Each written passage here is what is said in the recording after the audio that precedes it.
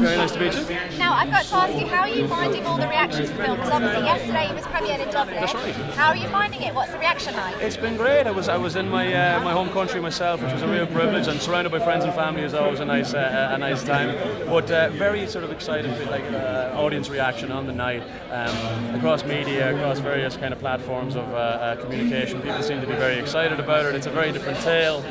And now all the talking is done. Now people actually get a chance to see the movie. Gary has executed something very unique visually. So I'm just excited for people to grab their popcorns and their beverages and sit in and enjoy.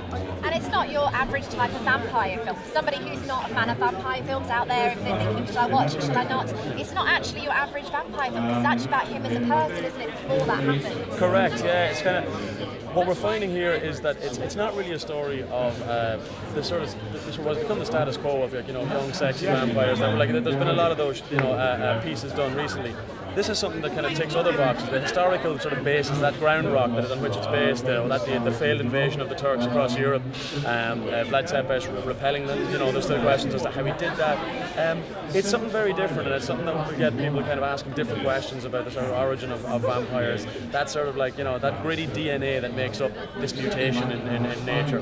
I think people will enjoy that. And obviously it's Gary's first feature film. I mean, what a triumph for his first film. Incredible. I think it's just the first of many to come, really, for Gary. And it's amazing. Look, he'll tell you himself, probably not a very conventional route that he's rode up to be helming a $100 million project and here in beautiful Leicester Square. But it's kind of more of a testament to his kind of clarity of vision in the piece that he wanted to do.